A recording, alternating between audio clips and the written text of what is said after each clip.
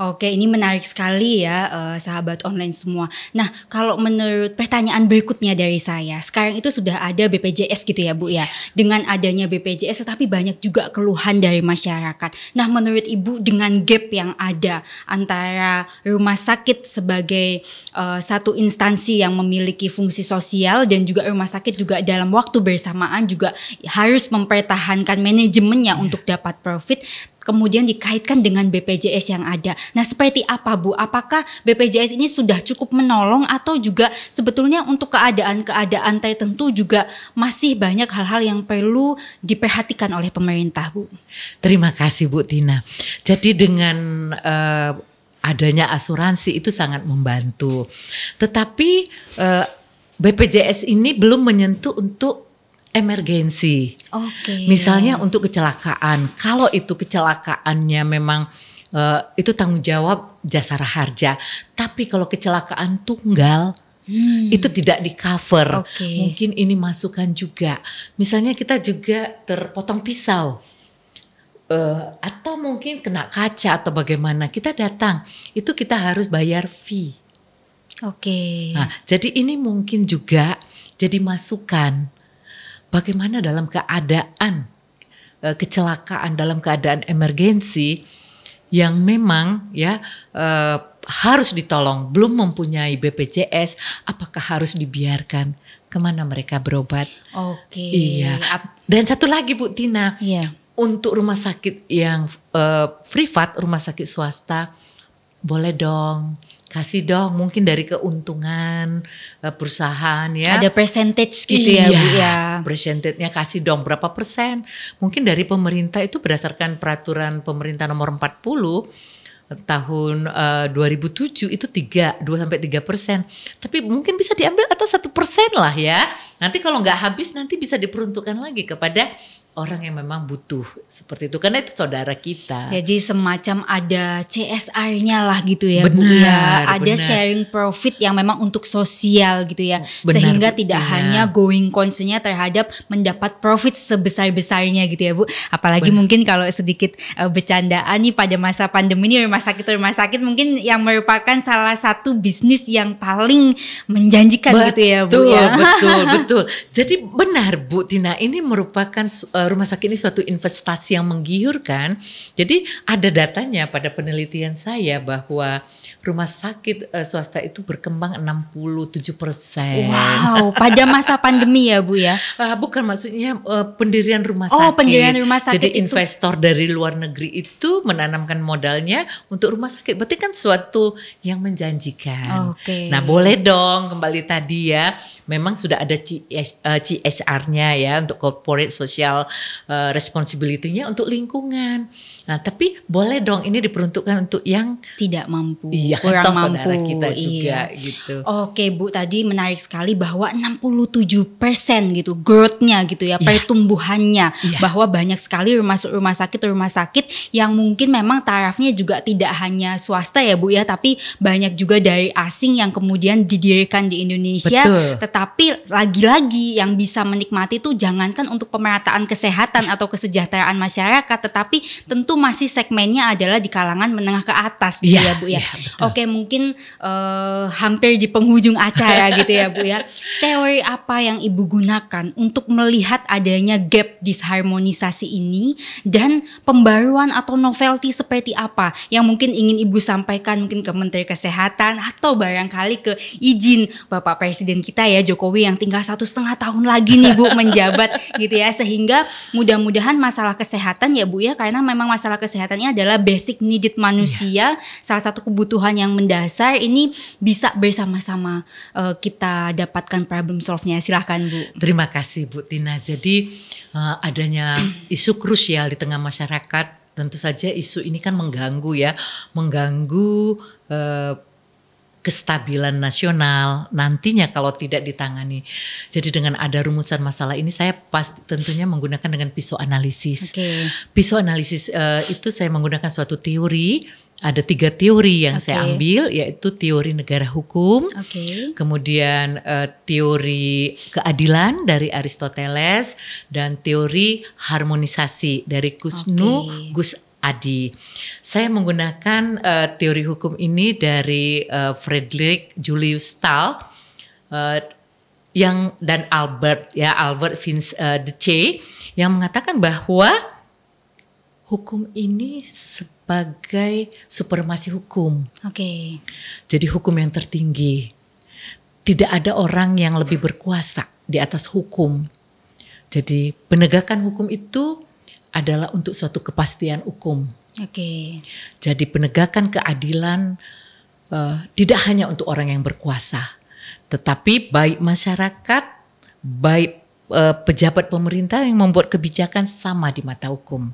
Oke. Dan untuk mencapai keadilan ini saya menggunakan teori dari si Aristoteles, bahwa keadilan itu adalah hak. Jadi hak, kalau itu memang haknya, dia harus mendapatkan suatu keadilan.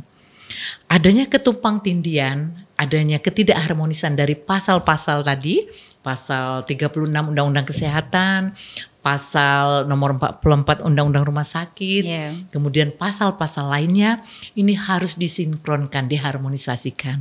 Itulah saya menggunakan pisau analisisnya ini dengan 3 teori tadi.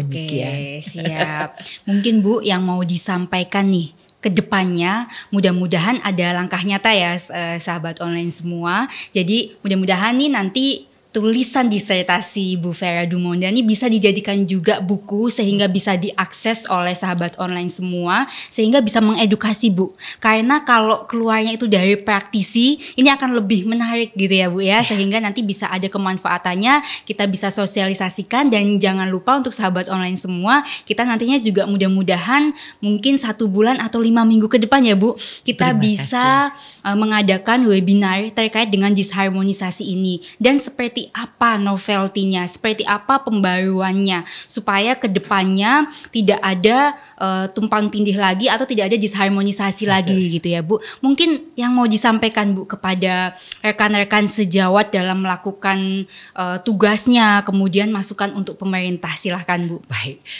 terima kasih Bu Tina. Jadi novelty dari yang saya punya disertasi, yaitu di dalam pasal 32 bahwa rumah sakit privat boleh mencari keuntungan asal berbadan hukum.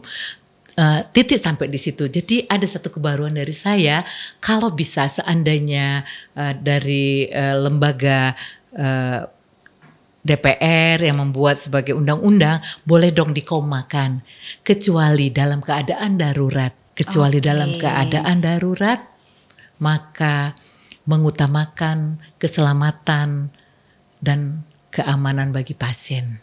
Jadi ada, dan ada lagi Bu Tina.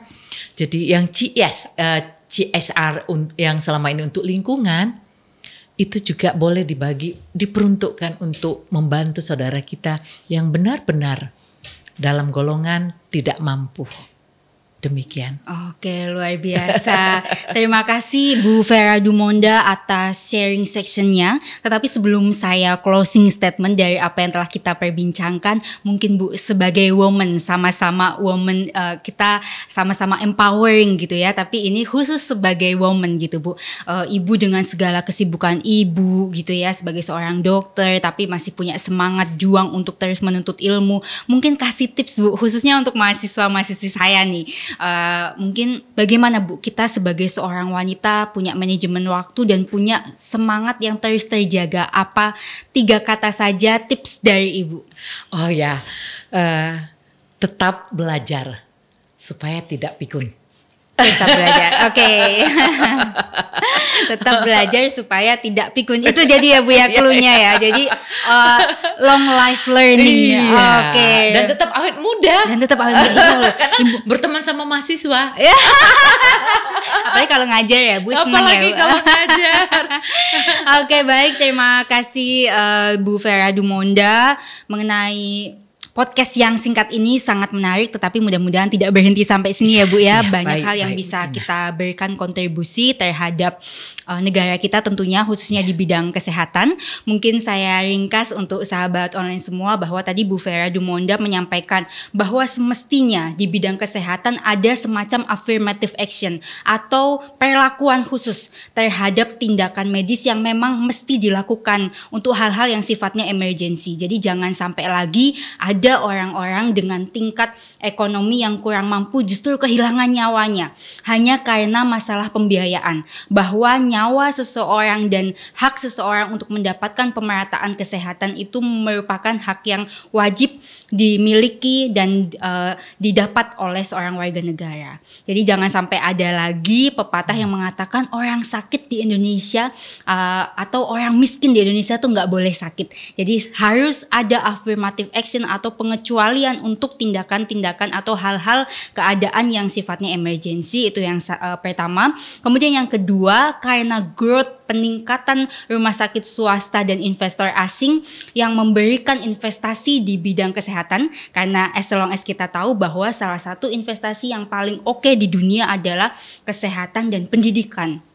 Dan di Indonesia sudah terbukti 60%, 67% growth adanya rumah sakit swasta yang ada. Nah, semestinya menurut Bu Vera, rumah sakit swasta ini bisa memberikan CSR-nya tidak hanya pada lingkungan, tetapi berikan sekian persentasenya, dan bahkan akan sangat baik jika diatur di dalam undang-undang atau semacam keputusan menteri atau apapun yang sifatnya peraturan pelaksana untuk memberikan presentasi yang jelas bahwa rumah sakit swasta ini harus memberikan presentasi yang jelas untuk memberikan subsidi kepada mereka yang tidak mampu untuk mendapatkan kesehatan yang juga merata. Itu saja dari bincang cerita alumni hari ini, very nice dan sangat membangun. Semoga semakin menebar kemanfaatan. Sampai jumpa lagi di bincang cerita alumni selanjutnya dengan alumni-alumni yang juga tentunya tidak kalah menarik. Terima kasih Bu Vera untuk kehadirannya. Terima kasih. Kita tunggu ya Bu buku dan webinar dan talk show-nya. Baik. Oke. Sampai jumpa. Wassalamualaikum warahmatullahi wabarakatuh.